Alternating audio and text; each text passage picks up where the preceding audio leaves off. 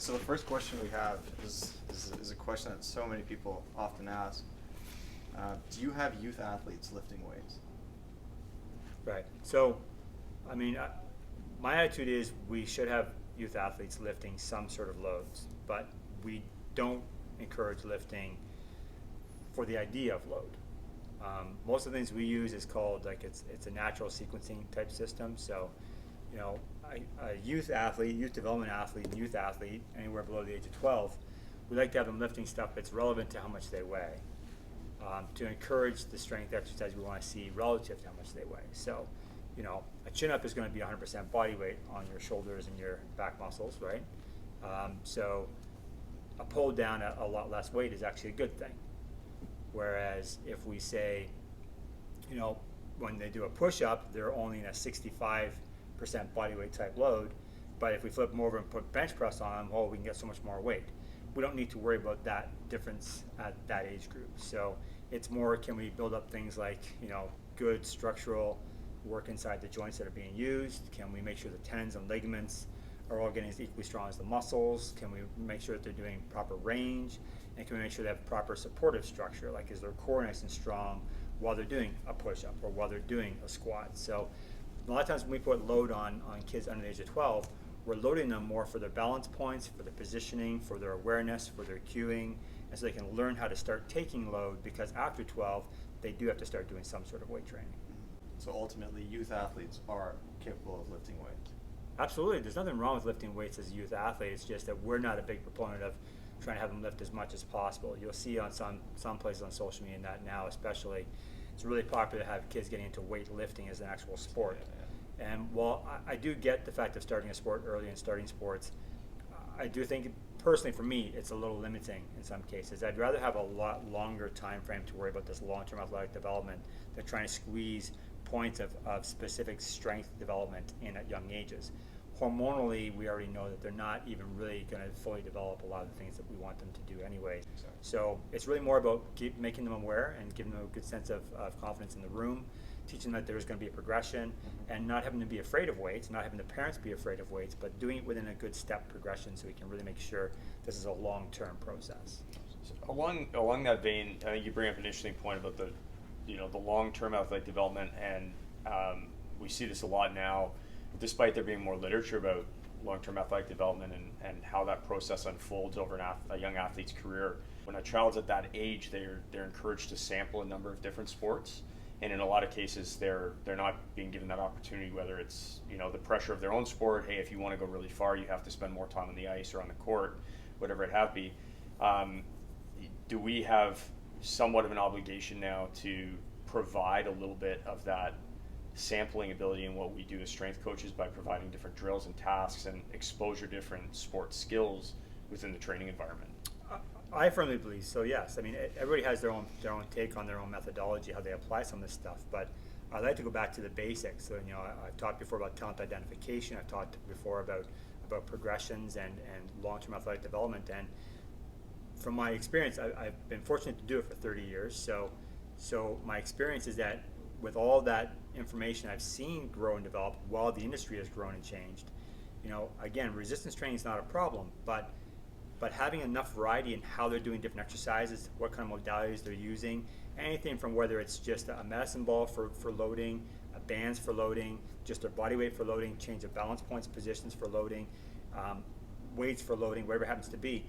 It's more getting them very confident in a lot of different parameters they're going to have to use, and they should be doing other sports. So on that same note, from over specializing, is how many times should they be training? That's another question we always get, and they shouldn't be trying to get into the gym more than 3 times a week at that age of under 12, because there's not going to be a whole lot of value out of that. They need enough time to recover. They need enough time to learn. You're going to start just repeating a lot of things that might not be good to just repeat consistently, because then they get kind of mundane in their movements with it. So to me, it's more have a lot of variety in everything that's going on, so that as they get to the age of 13, 14s, and 15s, they can really start to streamline and decide where they're going with what they can do. If you have an athlete who can pick between 1 or 2 or even 3 sports by the time they're 13 or 14 on which direction they want to take, that to me is a good athlete. Regardless of what level they're at that point, that's a good athlete. And we're really not starting a full performance push until around 13, 14, 15. The only times we see that earlier, we see it with like figure skaters, certain types of sports where the skill level is so high, gymnasts so high at such a young age relative to their body mass, power, speeds, all that kind of thing, that if they can't make a national squad by the time they're 12 or 13, they're probably not going to go very far because their career technically is oftentimes almost finishing at 18, 19. Right? There's not a lot of figure skating, scholarships out there. There's not a lot of even like gymnastics has a lot more, but it wasn't very much 20 years ago to go into a gymnastics type scholarship. So knowing that there's going to be a certain limit to what can happen, there might be some 12-year-olds who we have to train a little bit outside the typical range, but they also have got that sport background for more years probably. They started gymnastics when they're 5, and they've been doing high performance stuff at gymnastics since they were 7, 8.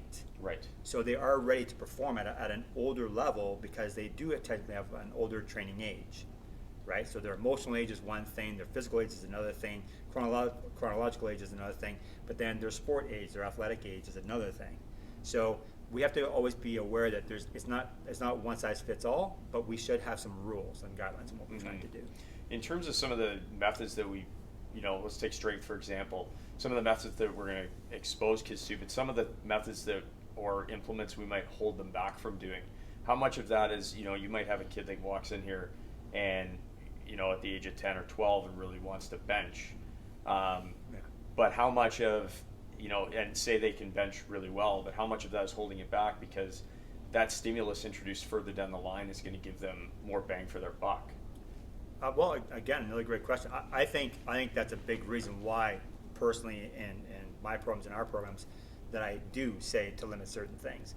It's not because like that kid's going to hurt themselves on bench press necessarily. If they hurt themselves on bench press, that's on the staff.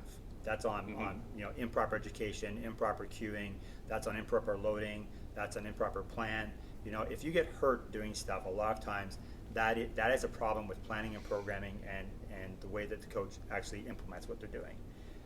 If we have good control over this room and this environment, then the goal is to make sure that the athletes have this constant need to want to learn more and a constant push and ability to try and learn more.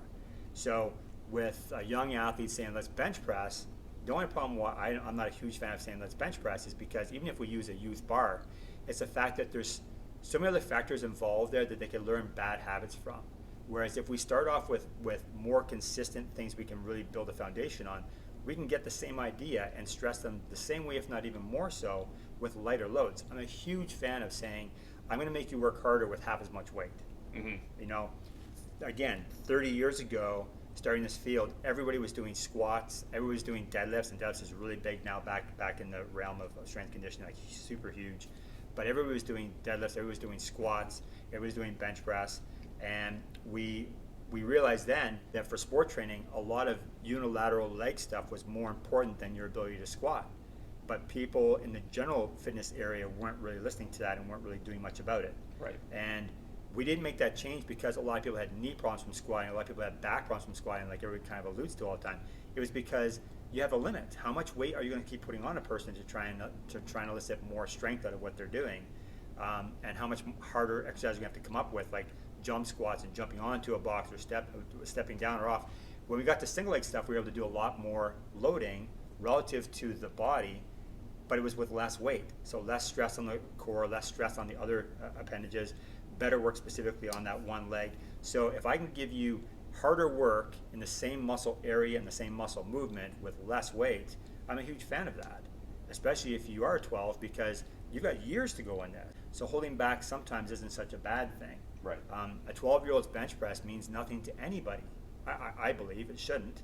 It doesn't correlate to anything, and we have no data showing that if 12-year-old who bench presses really well compared to other 12-year-olds is going to be a 16-year-old who outbenches every other 16-year-old. Just like skills in sport, we have no data that ever says for sure if you peak here, you're going to be better than everybody else by this time later on. There's a lot of people who actually aren't there later on. They're not doing it anymore. So I'm not a huge fan of rushing it just for the reason of rushing it, just to say, hey, look how much this kid bench pressed. Right. Yeah, and I think even tracking back to specialization, a lot of times I find parents will be the ones, especially at that younger age, to push the kids to do a little bit more tennis or a little bit more hockey, whereas they need the variety. And I think as much as they're doing their kid a favor by giving them more hours in their sport. Truly, they do need that variety. And so it's a sensitive topic because I think you need to call the parents out a little bit on that. But So that's another great point, and it's something that I'm kind of known for because I've been doing it this long, is that I'm not afraid to tell a parent, and that's, I think, something that's lacking in strength conditioning right now. There's so many places that do strength conditioning, and so many places that do quote unquote high performance work. So everybody wants to just try and please parents and get the kid in the door and get the business in the door, and the business is not.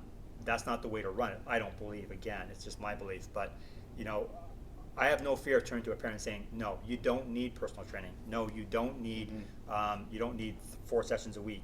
No, you don't need to be doing really specialized specific rotation work for a tennis player who's 12 years old. They already rotate thousands of times in one tennis practice. Right. If we do rotation, we do it with a specific purpose at a specific point in time in the program to work on balance points, overall conditioning, maintenance of some range work, whatever it happens to be. But we're not trying to improve their ability to hit a forehand harder.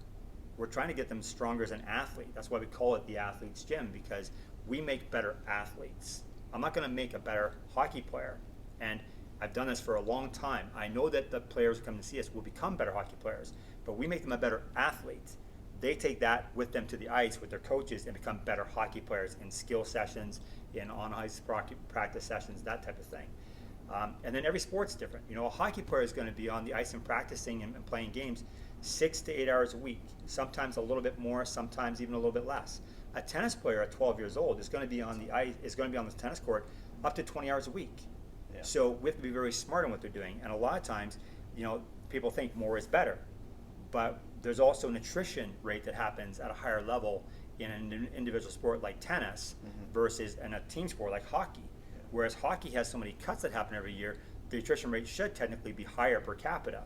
But because you can move down levels, or you can move up levels, or you can have other progressions to it, and you're not practicing as much, you can actually try and fit it in better and get further in your sport. Whereas in tennis, it's like I've done 20 hours, I've done 20 hours, I've done 20 hours, all these weeks, all these months, all these years, and I'm still at this level. I don't know if I really love this sport anymore, and blah, blah. And so at 16, we see a big drop off, which shouldn't really happen. And the kids who tend to go longer are the ones who didn't do near as much in the very beginning and focus on having a well-rounded product and a well-rounded thing in the very beginning as a better athlete and as a better tennis player, and took that with them into their older years of being an athlete. Yeah. So, and that's, again, it's anecdotal. I don't have studies that say that, but 30 years of practicing this kind of stuff and 30 years of seeing, literally tens of thousands of athletes, my experience level is pretty high in the drop-off rates and other things that happen. And there's trends per year and trends per generations, but we're also trending back all the time. We see certain things come back in the mode. So to me, it's very important you have to know the history of where things have come from, where they're going to go to, things that you can definitely predict as a trend that happened throughout sports and throughout years and different things like that.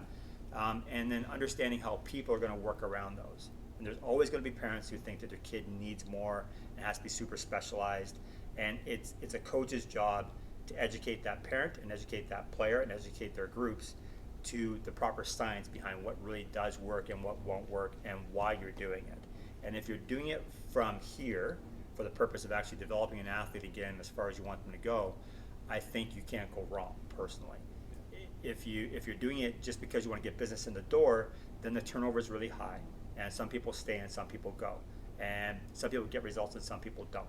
I would much rather have 10 kids in here working really well and really hard at what they need to do than have 20 kids in here that I have to coach and manage and maintain every session they're in because they don't listen and they don't really care about it.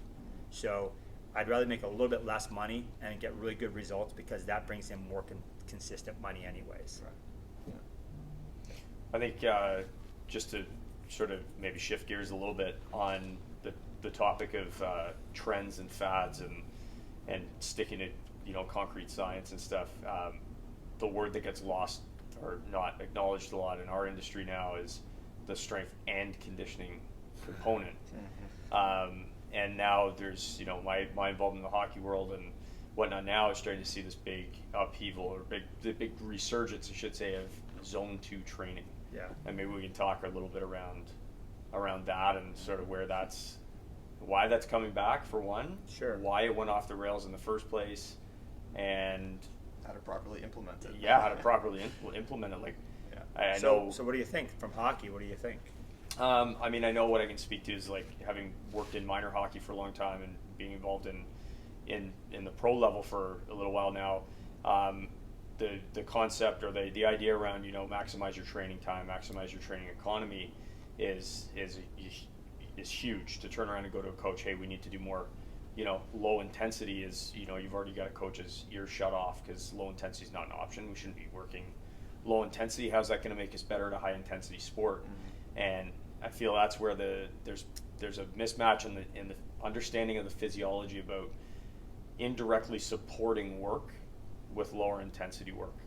I feel that we could probably see more longevity out of players, less injury, better decision making by backing off some intensity, not beating a dead horse when we're off the ice with, you know, overloading more work that they've probably already gotten on the ice. Right. Especially in season. Should qualify that this is speaking in season, and spend a little bit more time developing and, you know, zone 2 pathways and getting them better at recovering, regenerating, clearing legs out, and ultimately sustaining higher workloads because they have more stamina to last in a game longer. Yeah. And what about soccer? What do you think for soccer? Soccer, I think, is the same concept. A lot of times we might just kind of go for like long distance runs, and the tempo might be a little bit higher than we normally want, but I think throughout the practices is normally where we'll see most of the zone 2 occur. And again, that's why we normally neglect the fact of like go for a long distance, slow intensity run. But again, it's something that we need to put a little more emphasis on, I think, again, for the longevity purposes.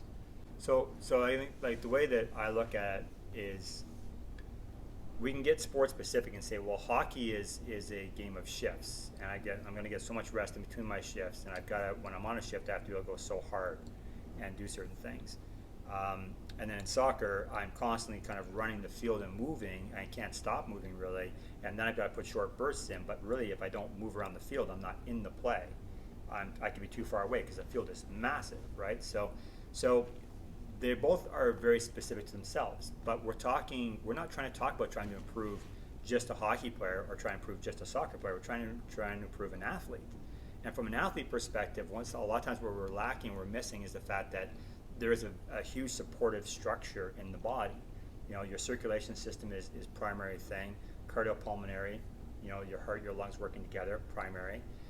If you're a hockey player and you go out there and you work hard out on a shift, then your ability to suck air back in your lungs and recover on the bench is going to come from your base cardio abilities. Your ability to not go up too high and drop down too slowly when you're sitting on the bench, so that you haven't really rested by the time you get back out there a minute and a half later. You don't want to be sucking wind when you have to get back out there and give another 100% in performance. So, you know, to me, we do a lot of that stuff away from the sport, and I do understand though that, you know, like in a gym like this, to have an athlete come in here and spend 40 minutes doing light cardio under our supervision is a waste of time.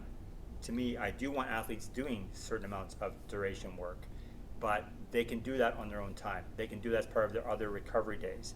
A zone 2 cardio session of 20 to 40 minutes is actually really good recovery. Even just a walk is good recovery for a lot of athletes, but at young ages, athletes think, yeah, I'm going to walk to recover. They don't think that way, and coaches don't think that way. And we're talking about physiology. A lot of times in sport, coaches don't know physiology. You know, if in North America, a lot of our coaches come up through different ranks in different areas where they don't have a sports science background. So they know what they know from the sport. So already going to get whatever problems they had in their generation of playing and being a player, they're bringing into their level of coaching. And it's up to the strength coach or a strength conditioning coach to try and change that mentality. But conditioning, as the title says, strength and conditioning coach, is getting lost now in the shuffle of high performance coaches and strength coaches, because we're so focused, especially with social media for some reason, so focused on things such as strength and strength exercises, because it's easy to show one exercise and say, wow, look at this hard exercise, go try this. But you know, zone 2 training is kind of boring and doesn't really look sexy or sassy or anything. So it's not the sort of thing you can put on too many feeds and show and get people's interest in it. But zone 2 training is where you do a lot of really good base work. You can train mitochondria, you know, in a bunch of different ways with zone 2 training. You can alleviate some stress off the body with zone 2 training. You can make sure the body can have better rest because you've actually toned the system down a little bit and brought it down a notch. So there's some really good aspects to Zone 2 training for every athlete of every age. I believe the younger athletes especially need more work in that zone because that's when they set the foundation for future parts in life. If you've never done anything that involves running for more than 20 minutes until you're 16, you're probably not going to have a really good cardio type base or aerobic base to be able to use in your athletic training, which if you can't train as a better athlete with more endurance capacity for basic endurance, then how are you going to get more strength endurance? If your strength workout's an hour long, you need some endurance even for that to a certain extent, right? Unless you're going to be a power lifter where you're going to lift for like 30 seconds and then rest for 6 minutes. But in most cases, our athletes aren't doing that. And now we've got circuit training and, all kinds of other training that involves these small, complex units put together, smashed together. So it's like a minute and a half of super hard work followed by only a minute and a half rest recovery. That involves the ability to recover properly and buffer properly, and that comes from that lower level cardio stuff. You don't learn to buffer at the higher levels where you're constantly stressing the system. It doesn't learn to quite buffer in a relaxed state. It learns to buffer in a stressed state, and that's great. It's really good to have. We need to have sprints. Sprints should be in almost every training session we do, pretty much of some sort. But we also need to have occasional times through the week where there's a long endurance type workout, just to make sure the athlete is a well-rounded athlete and builds up other things like tendon hypertrophy, joint tendon, connectivity and that kind of stuff, consistency. You show me a kid who can run 20 minutes straight around a track, and I'll show you a kid who can have a lot better probably running form and natural running movements, because if they can run 20 minutes around a track properly with relatively good form, they can do it faster. But we see a lot of kids who really can't even do sprint mechanics, and we have people who are specializing in training 12-year-olds how to have perfect sprint mechanics, but these kids still can't even run for 20 minutes straight. Right? Whereas every track athlete you see, even 100-meter dash guys, can still go out and run literally for an hour or so at a low rate, but run with really good form. And they got that built up probably when they were younger in a track environment where somebody said, you're going to run. You're going to run more often to learn this first. So I'm a firm believer that we should have Zone 2 training, whether it's on a bike or running or something like that. I do like it with a lot of impact work like running or skipping or something on that line, so the body takes a little bit of that stress. But that means that your heart rate's going to jump a little higher, so it means your Zone 2 is actually going to be a little bit easier on your lungs, but a little bit harder on your joints than, say, riding a bike. But as long as you stay within a heart rate zone, you're still going to work an equal amount of those two things. I don't think we use it enough. I don't think we make it a priority enough, especially at the younger ages. Right. And going back and comparing and how we discussed about the hormonal base and the strength gains that we see with kids, when it comes to doing their conditioning, having them with a heart rate monitor, are we going to see the same progress that we would with an older athlete, assuming they're hitting the right training zones?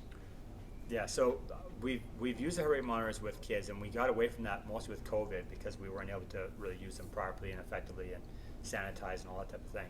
So bringing the heart rate monitors back in now in this upcoming programs, the key that we want to focus on now is exactly that, is mostly teaching kids, like, what is my heart rate? What is a good zone to be at? What's a low zone to be at? Even for the other parts of the workout. Some kids think they're giving 100% and there's no way they're even close to it, and they don't know because they've never seen their heart rate, they've never seen the push. So when they see the heart rate on the screen, it's easy and it's evident to turn around to them and say, look, we got 6 other kids up there on the screen and they're all in this zone based on the color, and you're not. So hit that color. And right away the kid has to step up a little bit more. And to me that's fantastic, because now you have the competitive push, now you have a group kind of dynamic, now you have other aspects to what you're really good at. And as well, sometimes there's some kids who might not be as strong, but their heart rate can get up there pretty good based on how they're working for them and how hard they're working at what they're doing. And like anybody else, adults or anybody, some kids are going to have a naturally lower heart rate, some kids are going to have a naturally higher heart rate. So you're going to see a lot of different nuances that go on, but if you get them as a group to always be able to attain a certain level, we know we're getting the work that needs to be done. That's the base of the whole purpose, is that's the work. We're having the work accomplished, and now every kid walks away mentally and physically a bit more confident in what they can do because they've seen it. They've seen it firsthand. I know it worked. I saw the number change. Wow, that works. And the more they can connect that, that's a biofeedback state that teaches them so much more about their bodies for doing things. You do that with a 12-year-old, an 11-year-old, or a 13-year-old, you have a really smart athlete at 16, 17. Like we talk about things like RPE and stuff like that, and reps in reserve and all this kind of thing.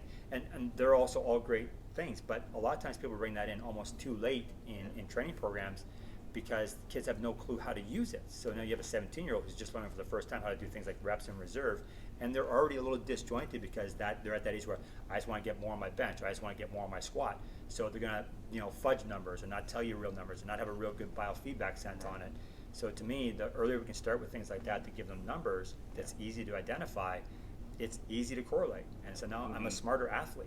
And if we make a smarter athlete, we're making a better athlete. Yeah. And truly it's humbling because you see especially maybe the older age groups, when they're doing their zone 2 training, they're walking. And they're thinking, there's no way I'm doing work, but truly you're at the specific training zone, and it's going to help your foundation moving down the road with your conditioning. So it's truly humbling. Yeah, I think so. It's interesting, like going back to where, at the older levels, I think I certainly remember, like when I would watch Hockey Night in Canada, I'll go this back to a relatable area in hockey for me. I always remember watching, the one that struck me was always Ottawa Senators. Between periods, guys would be riding the bikes, and you're thinking as a young kid that was playing hockey, holy crap, what are these guys doing? They're just complete animals. They're doing more cardio work after a game. There's Daniel Alfredson or somebody on the bike afterwards. Why are they doing that? And I always remember as I started to get more curious with sports science, whether it's for my own hockey or just because I started to get passionate about doing it as a career, the line was always old because they're removing the lactic acid. They're flushing the lactic acid out of their legs. I guess a good question to answer for parents would be like, is that really what's happening, or is there a little bit more to it? Is lactic acid what's causing the fatigue and the soreness? I mean, I think there's enough stuff out there that says otherwise. I think we're a little wiser to it. But why did that go away, and what?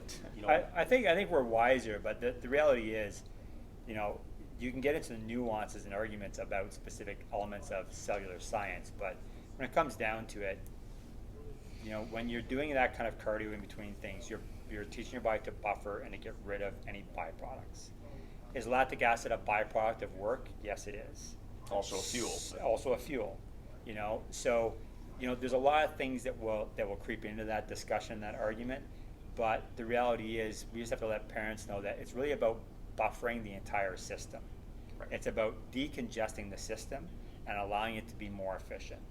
Whether you want to think it's lactic acid, or it's a certain other type of acid, or it's hydroxyproline, or whatever you want to get into, all these big fancy things, it doesn't really matter. What matters is, I need your heart rate to stay low. I need your body to move a little quicker. I need you to squeeze it out. And the analogy I like to use that we learned, and I learned this with Ottawa Senators, with Mark Slatter, when he was one of the first guys to have guys riding the bikes all the time, is that if you take a towel and you dip it in water that has red dye, then when I take the towel out of the water and I try and wring it out, I'll get a certain amount of the dye out, but I'm also putting a certain amount of the dye into the towel. Now, if I put that towel just into a wash machine for the spin part of the cycle, it's going to get spun so fast that its centrifugal force is going to suck the water and the dye out at such a good rate that it will actually technically be a lot cleaner towel, will have a lot less red dye in it. So if you just try and do a strength movement or strength exercise to get your muscles ready to work again and do stuff, that's one small portion of breaking free from whatever you have built up from the previous workout or previous training session. But the spin cycle is what's really going to clear things out and decongest it and make it look as good as new again. So that's what you want to do with those muscles and with the system. It's not just the muscles. It's all, everything. The vascular going in, the vascular going out. It's even the pathway in your lungs, smoothing things out. So the more you can flush properly, the more you're going to have something that's going to transfer into being a better athlete, ready for the next game or the next situation you're going to go into. And I think just even that riding right after or during, in some cases, for certain athletes that aren't, certain players that aren't getting maybe the ice time that others are, is that your hidden opportunity right there to bolster your zone 2 work? 2 birds, 1 stone. Well, exactly, and that's a great point to it. It's also, it goes a step further than that. So if your player's not playing as much, the idea is have your body prepare for the fact that one day you're going to get more minutes. So can you last so many minutes while you're playing? And that's a coaching decision sometimes, if you should be on the bike or not on the bike, because we might use you in the third period. Do we want you fresh or do we not want you fresh? how much warmed up do we want you to have, and how much is beyond warm up now you're actually getting tired a little bit, Mm-hmm. right? So there's certain levels to work at, but again, why zone 2 is so important is because zone 2 shouldn't tire you out. So you can do it properly, you can get a whole lot more bang for your buck. The best experience for that for me is that when working with NHL players, NHL teams would be the second we finish a game is when we go and do a workout in a banquet room at the hotel or something like that to get the guys doing whatever motion we're going to do, because it's just an empty space. So it would be lunges and jumps and movements like that, but get them working as hard as possible right then after the game to teach them two things. One, you just finished the game, but you could last longer still. You have more in you. Mm-hmm. And the second thing is, right now, this minute is the most time from this point on to recover between when we're going to hit the ice next or do something next, when we have to fly to another city tomorrow and just be ready to play. So let's work out right now and maximize our recovery between now and when we have to get ready to be on the ice again, or That's get right. ready to be another practice, rather than waiting and saying, well, you just finished the ice, let's wait a little bit and then we'll do something else. So those two things teach you a bit more. Mm-hmm. And working again with the pro tennis tour, and that you'd see a lot of times, if especially the top players, if they win a match really easily in the first couple rounds, then they're right into the gym doing a hard workout the second they get off the court, Right. because they want to teach their body, I should have played for another 40 minutes, and that guy over there, that competitor over there, is going to make me push for 40 more minutes tomorrow. So I better be ready for it and keep my body in shape for this. That's right. And so they're not afraid to go hard. And the higher level athlete you have, they're not afraid to push their body properly if they've learned this all the way along. So bringing it back to working with 12-year-olds, if we teach them all this right mentality around what they're trying to do and why they're trying to do it, they have a different respect and a different level of input and output to it. So they're going to get more results. And that's building the base for that long-term athletic development to never stop ending all the way through those different levels. Right.